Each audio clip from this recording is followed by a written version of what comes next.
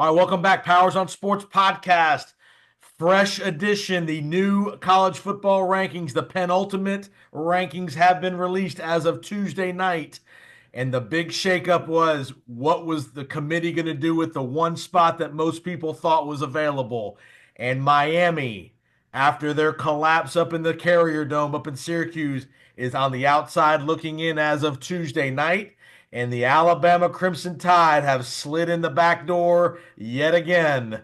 And we've got a great panel here. We're going to talk to our guys around the country. We're going to talk all things college football rankings. We're going to talk some coaching carousels and just some storylines around the world of college football. No better guys to do that with than my guy Mike Grace, host of the Press Box Radio Show, Monday through Friday, 8 to 10 a.m. Eastern Time. PressBoxRadio.com, live and on demand.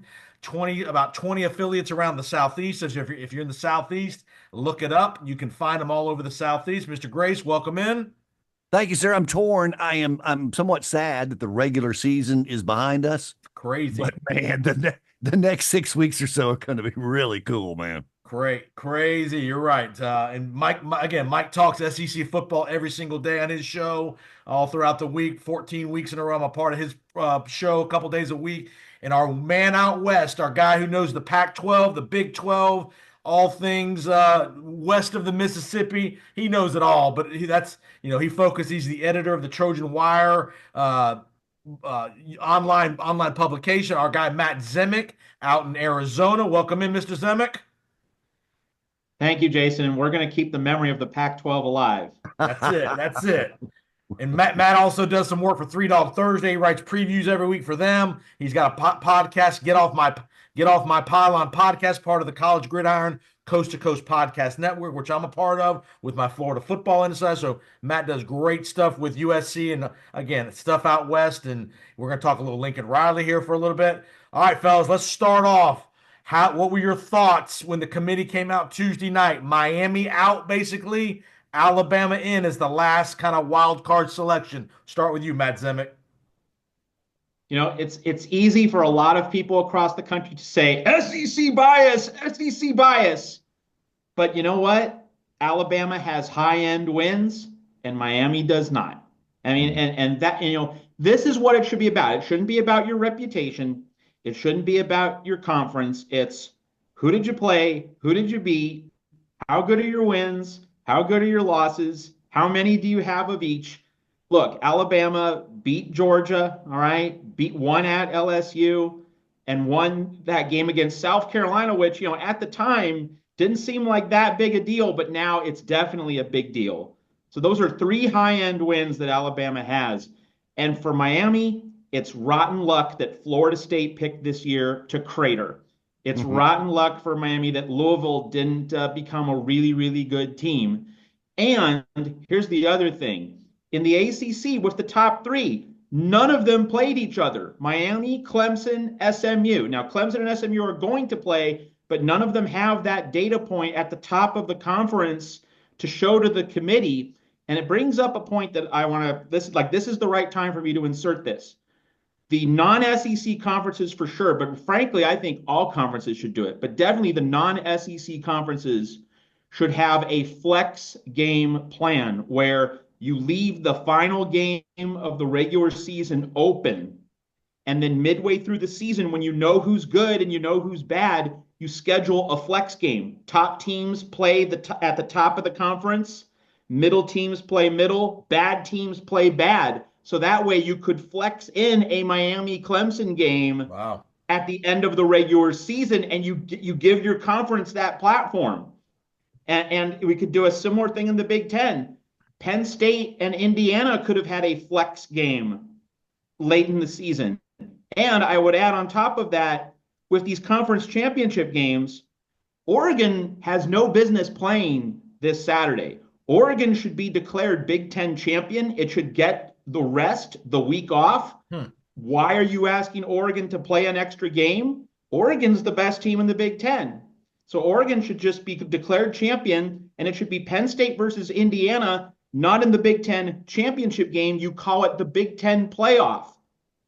You get more interest, you get more eyeballs, and you help define the playoff picture These are things that the conferences need to be doing in the future of the 12-team playoff era. Like, there's no reason for Oregon to have to play a game this week. All right, Mike Grace, give me the opinion from the South. You're Well, right there, Georgia, Bama, Ole you know, Miss, South Carolina. well, and Matt started out just screaming SEC bias. We're SEC bias every day. So get ready for this, Matt. Look, here's what I'm seeing. I'm seeing when you mention the flex games, I can only imagine the dollar signs going off in eyeballs of college football playoff committee members right now as to what they can charge the TV networks for that. Incredible idea. I want to throw something else out there, and I was all fired up for this point, Jason, but now I feel a little guilty because I'm landing on Matt's steps here, so I'm not so sure. I want to propose to you, fellas, that there used to be a Power Five, and we're calling it now a Power Four. Yeah. I'm here to tell you, there's only a Power Two, guys. Yeah. There's only a Power Two. And I'll give you a couple of examples. You look at Boise State right now, who set would be the number 4 seed, even though they're 10th in the rankings. Yep. They would be the number 4 seed. Come on now, they would be awaiting Arizona State or Penn State. They might be favored over Arizona State, but come on, they're going to be double-digit underdogs to Penn State or any other Power 2 program that we're talking about. So I think the committee's got to, at least in the future, look at that seeding situation. I think there's some problems in there.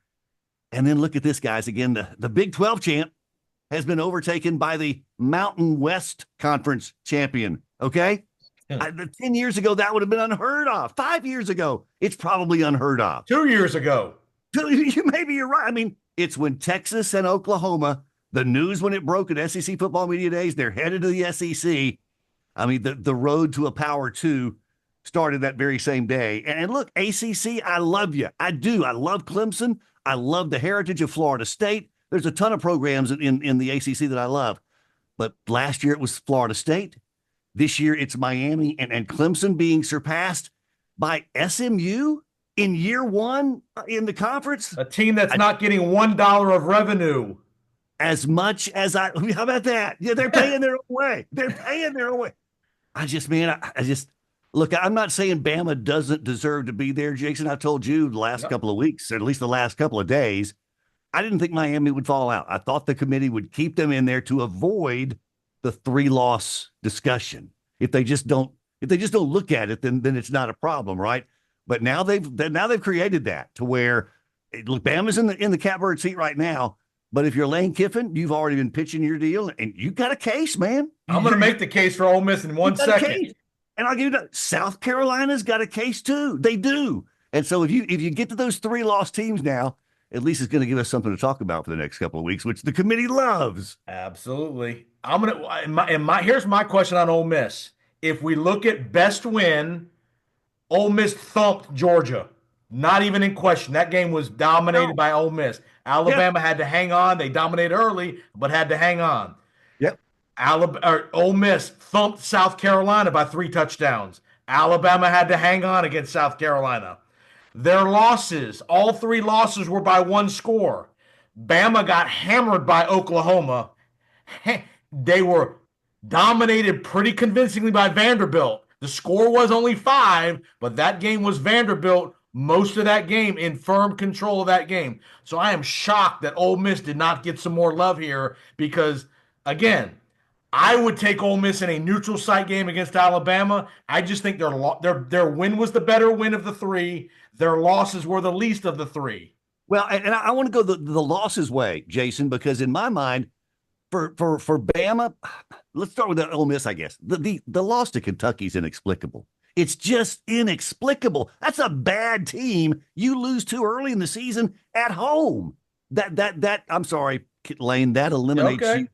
And when you look at South Carolina's losses, look at those. Where were they? South Carolina. Well, they've won 6 straight right now. Lost to LSU. They lost to LSU. Well, how about this though? They've won 6 straight, including a 35-9 win at Oklahoma. Right. If Alabama does the same thing, there's no discussion. Bama's in. Correct. That Oklahoma loss is a bad loss for the Crimson Tide. The Gamecocks also beat Texas A&M when they were ranked 10th in the country. They won at Vandy. Bama, You hear that? They won Yep. at Vandy. They beat Missouri, and then they just beat number 12 Clemson out of the ACC. But the case against South Carolina is they lost to both Bama and Ole Miss head to head, who they're grouped against and kind of being compared with. What the Bama loss was 2 points. The Ole Miss loss was pretty dominant. 3 touchdowns, something like that. Yeah, 27 to 3 in their building. Yeah, true. I'm surprised Ole Miss did not get a little more love than they did because again, the best win, they dominated Georgia. Nobody beat Georgia like Ole Miss did, and they had the least bad loss. They didn't have a bad loss. They lost to Kentucky. Yet that's not a good loss. Again, That's I know they beat Mississippi State by 12. He's picked the wrong guy. Vanderbilt won at Kentucky. Vanderbilt won at Kentucky. But remember, that was the week after Kentucky almost beat Georgia too, when Ole Miss got beat by Kentucky. So I know I'm just giving you, throwing out a couple things. Let me ask you this, guys: if SMU loses to Clemson, is SMU still in? No. SMU. Where's SMU's big win? Haven't beat one top 25 team. Not one. And it's worth remembering. At the time in mid-September, none of us cared. None of us gave a second thought about it. But that SMU BYU game turned out to be a much, much bigger deal than any of us could have imagined. And if I'm BYU, I'm saying, whoa, what about us? We went 10-2. Our win at SMU is a higher quality win than a lot of teams. Like, it's better than anything Indiana has. Yeah. It's better than anything Penn State has. Like BYU, I'll say this, if BYU was in the SEC, BYU would be one of the top 12 teams. But because it's in the Big 12, doesn't get the same love. But BYU's resume is not that bad compared to other teams. Who gets in if SMU loses? Let's say SMU loses convincingly to Clemson. Does Miami go in, or do they jump Ole Miss? Does Ole Miss jump Miami? How much does SMU have to lose by to go from 8? Because right now they're 8 to drop out of the 12. Yeah, not much. I mean, look, the committee's already shown us this week with Miami. They're not afraid to take a team with a recent loss. Again, less than Bama's 3 losses and move them below Bama. It wouldn't shock me at all if a 2-loss, SMU team would fall below Bama. Yeah. And maybe one of those Ole Miss or South Carolina. Yeah. Sorry, Mike. I think it's pretty cut and dry if SMU loses. I think the SEC and Big Ten both get 4. And then you have Boise State, you have Notre Dame, you have Clemson as the ACC champion, and you have the Big 12 winner. That's going to be your field. Yeah. Let me ask you this, something I've heard nobody even talk about. What if a team like Penn State, what if their starting quarterback gets hurt? One of these mid-level, what if a Tennessee, an Ohio State? We had this situation with Florida State last year. What if Drew Aller goes down in the Big Ten championship game and they lose by 3 or 4 touchdowns? I don't think they're going to leave him out, but how does that play into? We've not had that catastrophic injury to a big player that could affect things. Is there any scenario? Is there a scenario where a quarterback goes down in one of these games that really affects one of these teams and maybe boops them out of the bracket? Here's I think the interesting point to make on that front, given the Florida State precedent that was set 1 year ago. Mm-hmm. A year ago, ESPN broadcast every playoff game. This year, ESPN has sub-licensed some of the playoff games to TNT. Yep. Would that affect the calculus? So you keep the team with the injured quarterback in the playoffs, but that's going to be the TNT game. So ESPN doesn't have to deal with that. Is that a plot point? This is why that precedent is so awful. We're talking about this kind of stuff. Matt Zemek, you're on the West Coast. Give the audience who maybe doesn't keep up with a lot of West Coast action how competitive this Boise State UNLV game can be this weekend. UNLV almost beat them the first time. Where's this game at? Tell the audience where the game's at. It's Boise. Okay. And UNLV's legit now. The regular season game was a Friday night game in Vegas. It was a very physical game. Ashton Genty, he was beaten up and bruised in that game. So, but Boise now gets it. Vegas plays indoors at Allegiant Stadium, so this is going to be outdoors in the cold, Right. and that's going to be a real challenge for UNLV. I mean, Boise State. Let's that gives us a reason to talk about the Heisman. I know Travis Hunter's going to win. I mean, like everyone's pretty much decided that. But just on the merits, not the politics, but on the merits, I don't think it's a done deal. If Genty rushes for 200 yards and leads Boise State to a convincing win, are we really saying that Travis Hunter should be the automatic winner? Because Genty's the guy everyone game plans for. Yep. Everyone's trying to stop him, and he just keeps producing. And Travis Hunter, amazing season, but Colorado went 9-3, couldn't even make the championship game in a very weak soup Big 12. Just on the merits, I think Genty getting this 13th game, whereas Hunter doesn't.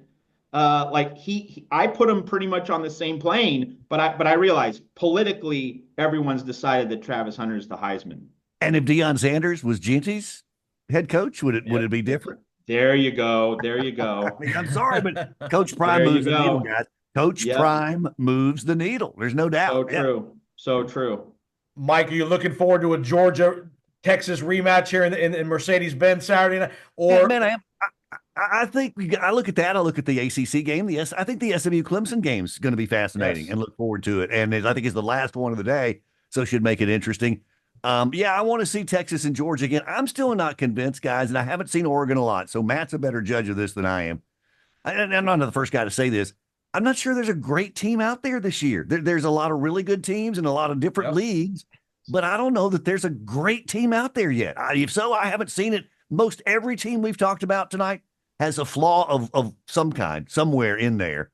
The question is who can put the Band-Aid on it, for the last 6 weeks of the season and get by without that flaw, showing its ugly self in the worst part of the season. Yeah. Matt, Mike could not agree with you more. Yep. 100% agree. We watched Will Howard play against Michigan last week. He didn't measure up at all. Oregon beat Will Howard by 1 point at home and needed a lot of help to win that game. That ticky-tack offensive pass interference call against Ohio State at the very end. So that performance by Oregon looks a lot worse. And the Big Ten wasn't very good this season. Michigan wasn't very good. USC wasn't very good. Iowa wasn't very good. Wisconsin wasn't very good. Teams that you would expect to be pretty good were not good. So Oregon, I'm sorry.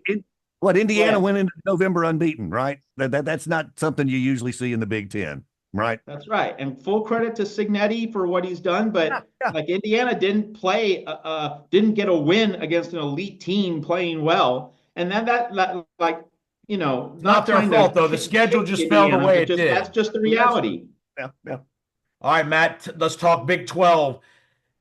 Who do you think gets because this is a critical part in the seeding, the Big 12 champion or the Group of 5 champion? If it's Boise, who gets that pivotal 4 seed? Because that really affects the seeding of the 4 could play the 5. You get a week off if you're the 4. Talk to me about. And again, you're right there. You're right there in Tempe, Arizona State, who was picked 16th in the Big 12, I believe, preseason, playing for a conference title. How about that? How about it? Kenny Dillingham's done an amazing job, and the thing is, Arizona State didn't go to a bowl game last year, but Dillingham got the most out of his roster. Every starting offensive lineman got hurt last year, and he actually kept that team very competitive. So people who were following the program closely knew that, hey, he knows what he's doing. But of course, no one expected ASU to be in this position.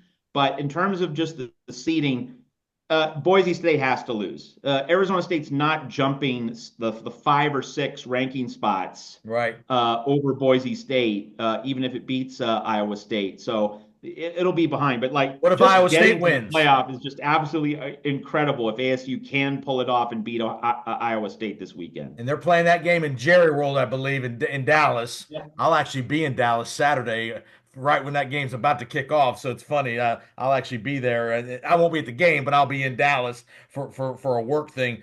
Jason, I love the fact that game's in the noon Eastern time slot. These are typically teams on the West Coast. Yeah. I'll be honest, Matt, I typically don't see them. I'm typically not staying up past 30, 11, whatever the case may be. So I'm excited. look, I love the MAC, but that game will be going up against the MAC championship. I'll be watching the Big 12. Thank you. So give me the teams that we know are in. We think 11 teams are pretty much locks to be in. The 12th team is the one we're not sure. Who's the most dangerous team that we're not talking about?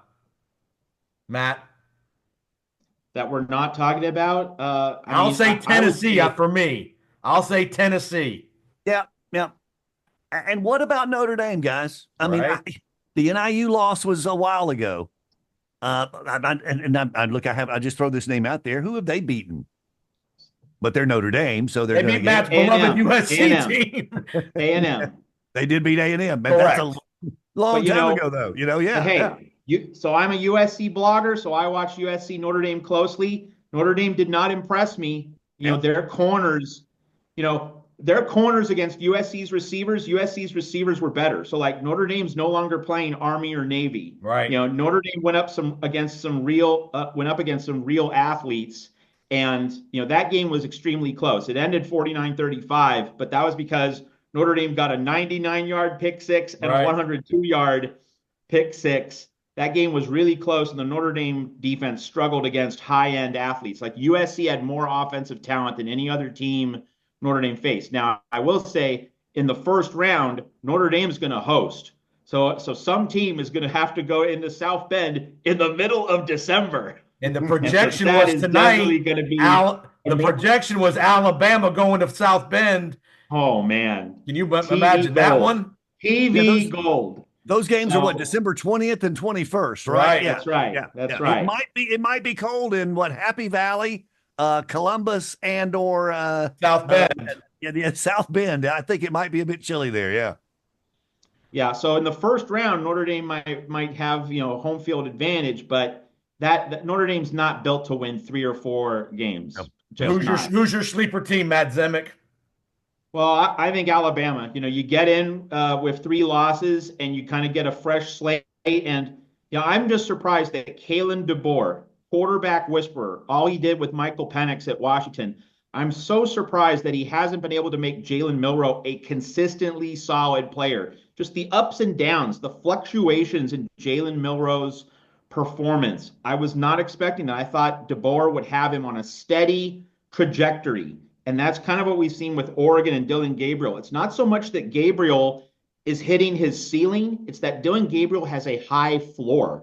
His worst game is still a decent, solid game. But Jalen Milroe's worst game is a disaster, as we saw against Oklahoma. So, but you get into the playoff, DeBoer, Milroe, I don't want to go against those guys. Mike, what's the sentiment in the deep South about DeBoer? And first year after Saban, a lot of pressure, a lot of ancillary things going on around the program with him. What's been the thought about DeBoer's performance in year one?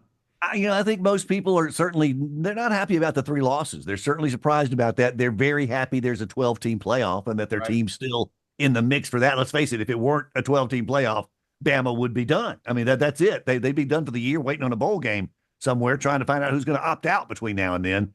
Instead, they still got a chance. I think fans are just trying to, they're trying not to panic, Jason. I mean, come on. The GOAT's gone, and he ain't coming back. Right. And this is the guy you brought in. You don't know him real well. He ain't from around here, as they like to say. Matt's got a great background in history on Kalen DeBoer. He knows his history and his track record and how well he's done. And it's just, here's the thing. It's such a new era in coaching between the transfer portal and all that's going on with NIL, managing your roster. Who was it? Was it Stanford that just hired Andrew Luck as their general manager?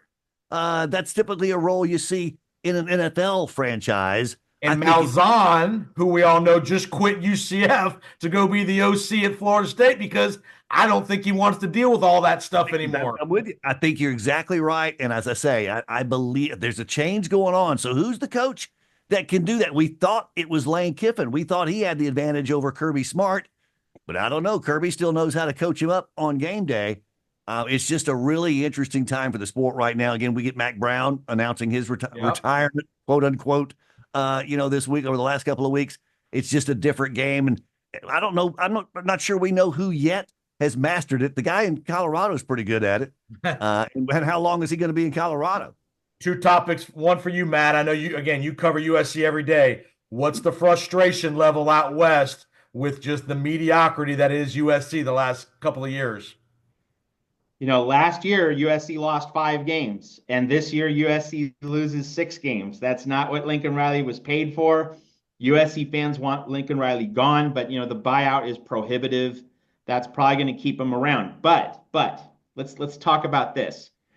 If Ryan Day is going to save his bacon at Ohio State, and I don't know that he will, I'm 50-50 on this. Like, I know that Ohio State fans are fed up, but Ohio State's made a robust investment in NIL. And so if you're going to keep trying to get Ryan Day the best players, well, then are you going to eat Ryan Day's buyout? So like the finances, the numbers at Ohio State might keep Ryan Day around one more year. But I don't know what happens.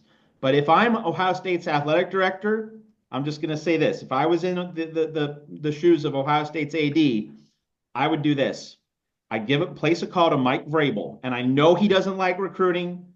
He said that, but I try and say, hey, Mama's calling. You need to come home to Mama. I made the exact same point this morning on the radio show with Mike. Mike Vrabel with Tony Barnhart was our guest, and we talked about Ryan Day. Go ahead, Mike.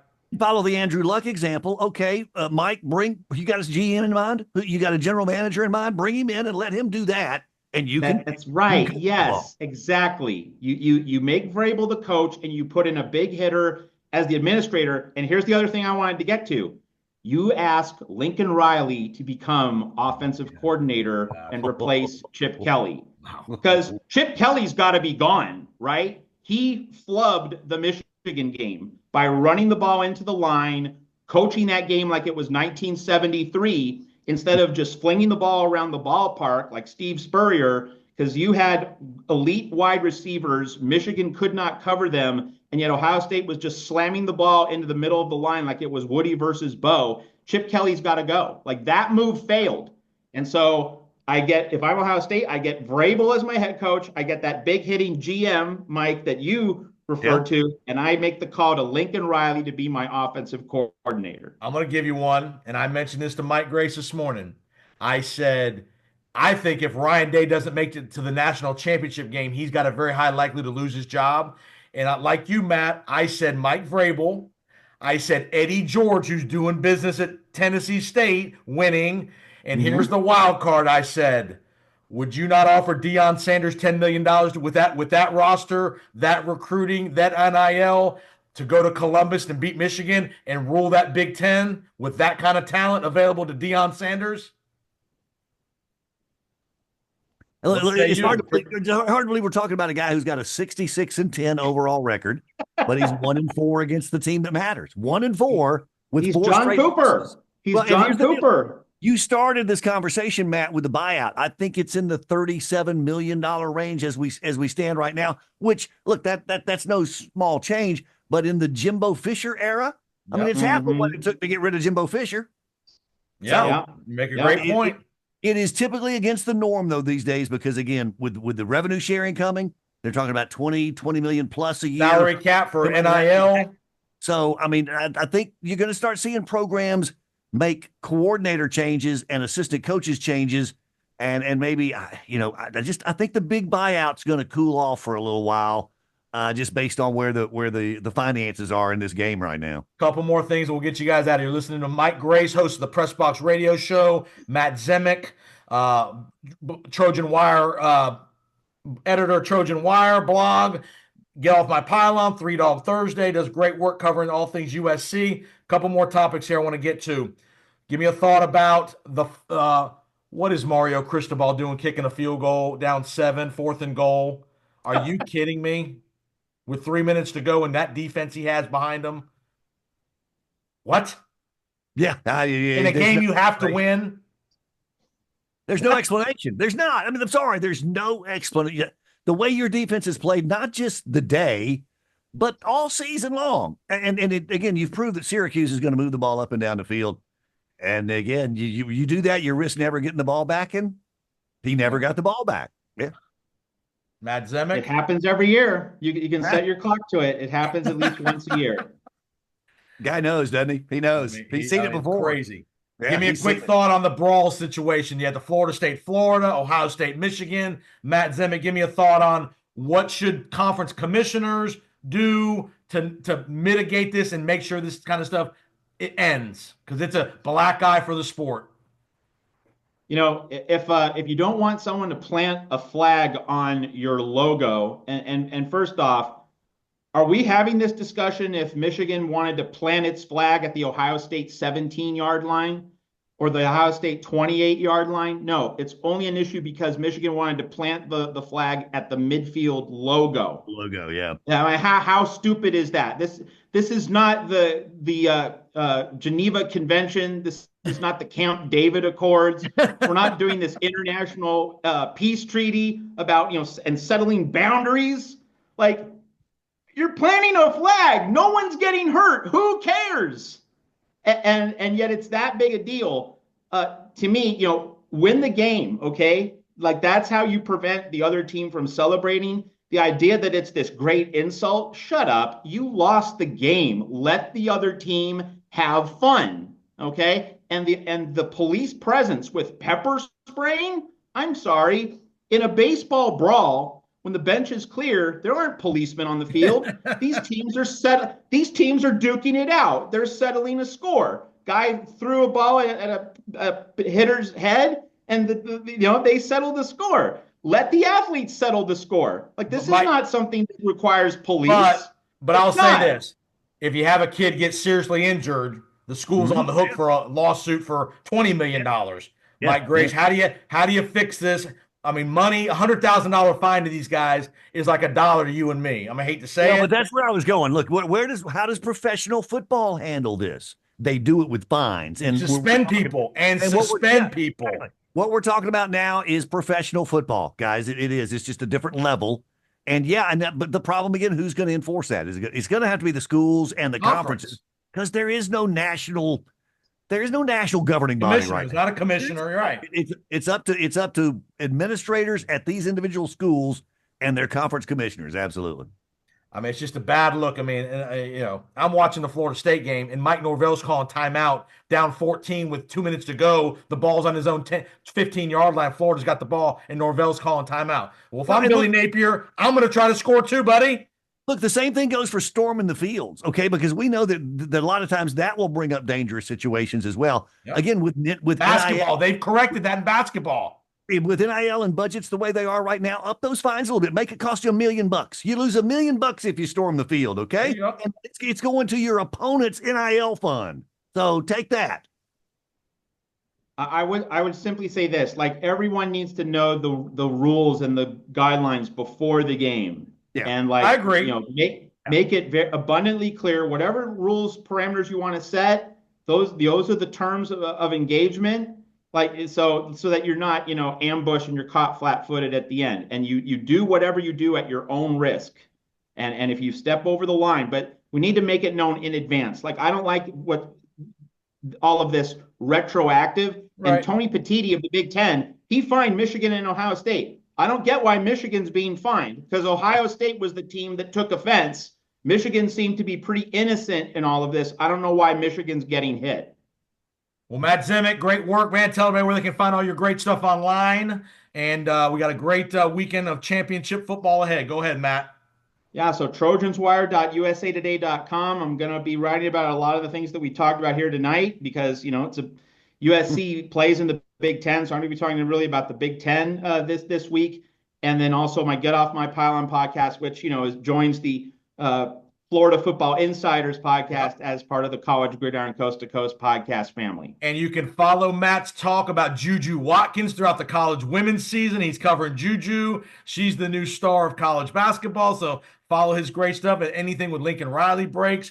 He'll be all over it out west. And Mike Grace, again, you do a great job with the radio show 5 days a week. A lot of tremendous guests you have. Tony Barnhart this morning, Tim Brando, Brad Nestler coming up on Thursday. Tell the audience where they can find all your great stuff. We're PressBoxRadio.com. It's PressBox Radio 1. That's the number 1, all the social media channels. And tomorrow, Aaron Murray, former Georgia Bulldog, talks SEC championship game with us. We'll talk ACC championship game with Wes Durham, voice of the ACC on the ACC network, and their Saturday night primetime game all season long. And you mentioned Brad Nessler previews the Big Ten championship game for us on Thursday, and we got Roy Philpott coming in. He just did the Texas A&M game, or no, he did the South Carolina Clemson game. Pardon me, South Carolina Clemson, and this weekend he's got the Sun Belt Conference Championship. So Roy Philpott joining Brad Nessler on Thursday. And Mike does great stuff in the basketball season. He's got basketball people galore, analysts, play-by-play guys all over the Southeastern Conference. And if you don't listen to it live, it's always on demand, pressboxradio.com.